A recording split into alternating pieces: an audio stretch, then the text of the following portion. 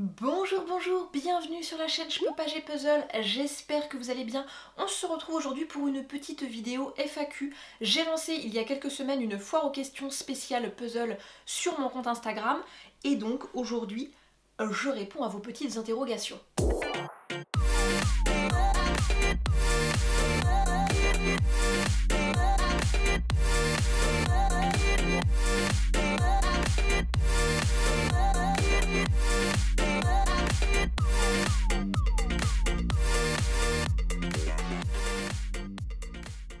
En même temps, puisque je m'apprête à commencer un nouveau puzzle, à savoir le Amazon Rainforest d'Ibu, je me suis dit que j'allais commencer à trier les pièces.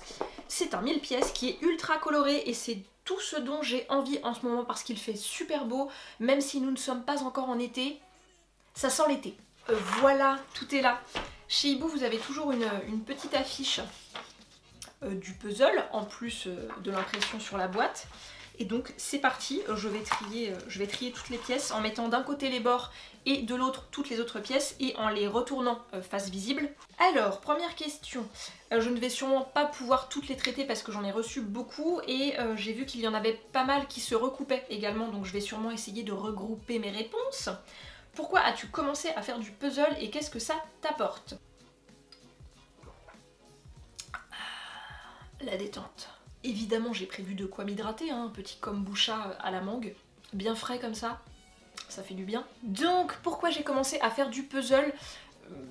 Bien, je ne sais pas en fait, puisque comme je vous l'avais dit dans cette vidéo, je puzzle depuis très longtemps en fait, dès toute petite, j'ai aimé faire les puzzles, donc je ne sais pas précisément quelle a été la raison, mais en tout cas, j'ai toujours aimé être posée sur des activités manuelles, le puzzle, à un moment donné je faisais beaucoup de scrapbooking aussi, toutes les activités vraiment qui permettent d'occuper l'esprit d'une manière générale me plaisent beaucoup, parce que je pense j'ai un esprit qui cogite beaucoup, qui ne s'arrête jamais vraiment, je pense tout le temps à quelque chose, que ce soit un truc banal, je veux dire du quotidien, genre ah oui tiens il faut que je pense à régler cette facture, comme la fin dans le monde, hein.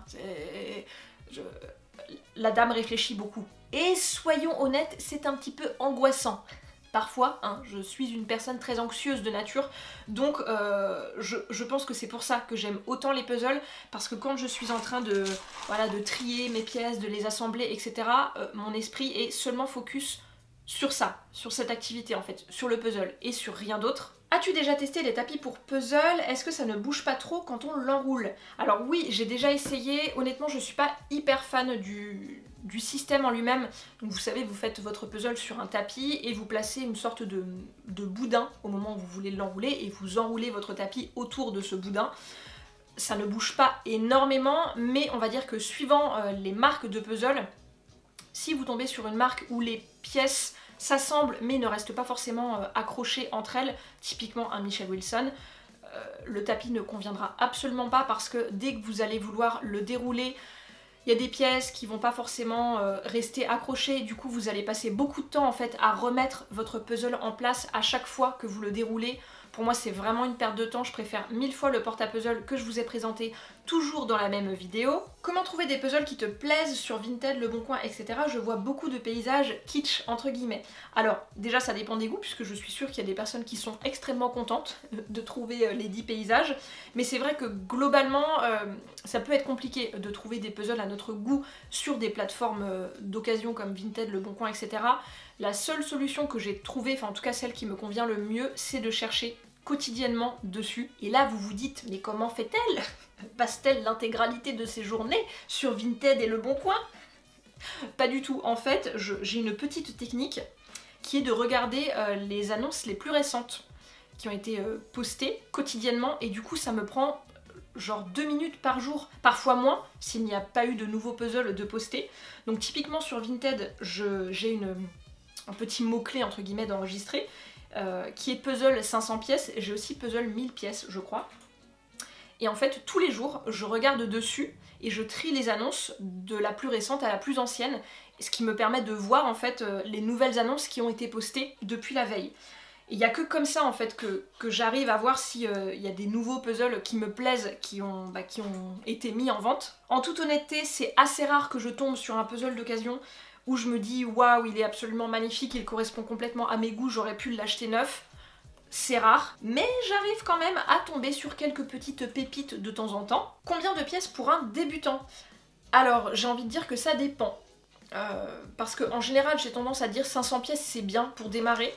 Mais en même temps, ça dépend du motif, puisqu'il y a des 500 pièces qui sont beaucoup plus difficiles que des 1000 pièces. Je crois que l'essentiel, enfin en tout cas le plus important à mes yeux, c'est de choisir un puzzle avec une illustration, un motif qui vous plaît. Je pense que c'est le principal. Est-ce que tu refais plusieurs fois tes puzzles? Oui, ça peut complètement m'arriver et ça ne me dérange pas du tout. Comme je vous le disais encore une fois dans la vidéo présentation, je sais que certaines personnes détestent refaire un puzzle qu'elles ont déjà fait. Comme elles n'aiment pas relire un livre qu'elles ont déjà lu, moi ça ne me dérange pas du tout en fait, parce que si j'apprécie l'illustration, le motif, l'univers de l'artiste, j'ai aucun problème à refaire le puzzle encore et encore. As-tu déjà abandonné un puzzle en cours de route? Jamais, mesdames et messieurs, jamais! Plus sérieusement, j'ai failli avec le fameux puzzle de l'enfer Game of Thrones, hein, que je vous ai présenté dans mon puzzle tech tour. Je vous mets la vidéo dans le petit i, parce que vraiment il était si difficile qu'il y a des jours où je mettais genre 5 pièces. Vraiment, j'avais l'impression de ne pas en voir le bout. Mais j'y suis parvenue. Dans la même thématique, des solutions quand tu restes bloqué longtemps sur un puzzle ou que tu galères. Tenir bon. En général, de mon côté, quand je galère, ce sont surtout quand il s'agit d'une zone complètement monochrome, genre une zone toute blanche. Je pense par exemple au drap de l'orée du matin, de la marque Jour Férié. Là, en fait, je n'ai pas eu d'autre choix que d'essayer les pièces une par une. Je les ai d'abord triées par forme. J'essayerai de vous retrouver des petites photos, puisque je sais que je vous en avais préparé pour une story Instagram que je ne crois pas vous avoir posté. Donc j'essayerai de vous retrouver ça et je vous mettrai ça quelque part sur l'écran. Donc j'avais trié toutes les pièces par forme et je les essayais une par une. Vraiment, à la fin en fait, je n'avais pas d'autre solution. Et petit à petit, j'y suis arrivée. Et je crois vous l'avoir déjà dit sur Instagram, pour les zones vraiment monochromes avec très peu de différence au niveau des couleurs, mieux vaut puzzler en pleine lumière, vraiment la lumière du jour maximale. Je sais que c'est pas forcément idéal parce que on est nombreux et nombreuses à puzzler voilà, le soir tranquille à la maison, mais vraiment la lumière artificielle pour les zones monochromes comme ça, il n'y a rien de pire. Ou alors il vous faut une bonne lampe. La façon la plus simple pour commencer un puzzle. Je vois qu'il y a beaucoup de questions sur les techniques, etc. pour assembler un puzzle de A à Z. Je pense que je vous ferai une vidéo complète justement sur mes techniques à moi pour puzzler, comment je m'y prends pour trier, est-ce que je trie, parce que parfois je ne trie pas, et comment vraiment je l'assemble du début à la fin. Je pense que ce sera intéressant. En tout cas, de mon point de vue, la façon la plus simple de commencer un puzzle, c'est ce que je suis en train de faire présentement, à savoir trier les bords d'un côté et toutes les autres pièces de l'autre en les retournant pour qu'elles soient toutes face visibles. As-tu collé ton beau puzzle finalement? Oui! On l'a d'ailleurs fait ensemble, on a collé ensemble la scène hivernale russe d'Alain Thomas chez Michelle Wilson. J'ai tout filmé évidemment, mais il faut que je monte tout ça et surtout ce sera un tout petit format en fait, très très court. Bon, j'ai pas mis 3 heures à coller le puzzle, hein, quand même. Donc je pense que je vais coupler les plans avec possiblement mon petit haul de printemps. Puzzlesque, hein, je vous l'ai dit, j'ai une petite pile à vous montrer et je pense que je vous posterai ça probablement vers la fin juin. Quel a été ton premier puzzle quand tu as repris il y a quelques années? Attention, sous vos yeux ébahis, vous ne l'avez pas vu dans le Puzzle Tech Tour puisqu'il n'est pas dans ma Puzzle Tech, il est dans ma pile à donner, parce que je me suis décidée à le donner. C'est la photo de famille d'Astérix, dans la collection Astérix, chez Nathan. Voilà, qui est très amusant à faire, je l'ai fait je ne sais pas combien de fois celui-ci. Et là, ça y est, voilà, j'ai eu ma dose, je pense qu'il est temps pour moi de m'en séparer. Ta marque de puzzle favorite? C'est une très bonne question, mais une question trop difficile, je ne peux pas répondre avec une seule marque. Ce n'est pas possible. Si je devais faire un top 3, là actuellement, ce serait Galison, Ibu et...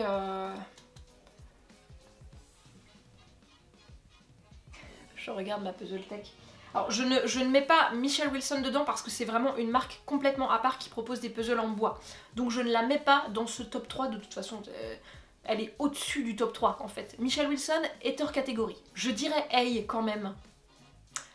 Parce que vraiment c'est une marque ultra qualitative, j'ai toujours pris énormément de plaisir à faire leurs puzzles. Pas de question, je ne puzzle pas mais ta passion est communicante et je suis tes vidéos. Merci. Merci beaucoup Sarah, ça me fait plaisir. Ah, ça me fait chaud dans mon petit cœur, hein. Par contre, on n'oublie pas les petits likes, hein, du coup. Parce que je vous le dis en toute honnêteté, transparence et gentillesse, j'ai été quand même quelque peu déçue, désappointée de la faiblesse des retours sous mon Puzzle Tech Tour. Vu la quantité de travail colossale que cette vidéo m'a demandé, en tout et pour tout, j'ai pas calculé, mais entre le tournage, le montage, la miniature, la barre d'infos qui est juste énorme, à la louche, je suis restée dessus peut-être 5 jours. Je m'attendais à plus de, tu vois, à plus de thumbs up, tout ça. Surtout par rapport au nombre de vues, en fait. Parce que je vous vois, hein, il y a des gens qui regardent la vidéo, là, et qui se barrent sans payer, entre guillemets. C'est du contenu gratuit sur lequel on bosse comme des fous, comme des folles, nous, les créateurs et les créatrices de contenu. La moindre des choses, quand même, si vous avez passé un bon moment, c'est de mettre un petit pouce. Parenthèse YouTube close, reprenons, si vous le voulez bien, la FAQ. Comment conserver un puzzle en construction en limitant la prise de place? C'est une question qui est revenue beaucoup puisque je sais que vous êtes pas mal quand même à vivre dans un petit espace, en tout cas à ne pas avoir beaucoup de place pour stocker des puzzles. Je reviens du coup sur les tapis dont on parlait tout à l'heure, que vous enroulez avec un boudin, tout ça. Si devoir remettre un petit peu les pièces en place quand vous le déroulez ne vous fait pas peur, je pense que c'est le type de rangement entre guillemets qui permet le plus de gain de place. De mon côté, avant d'avoir cette pièce dédiée, je puzzlais majoritairement dans ma salle à manger avec le porte-à-puzzle de la marque Jumbo, dont je vous ai déjà parlé plein de fois. Et moi je le laissais sur la table puisqu'on a une grande table sur laquelle on ne mange pas au quotidien. Mais je pense qu'il se glisse très facilement sous un lit, sous un canapé, etc. Combien de puzzles fais-tu par mois? Est-ce que tu en commences un directement après avoir fini l'autre? Je dirais que je tourne à peu près, hein, parce que c'est fonction aussi du nombre de pièces, de la difficulté du puzzle, etc.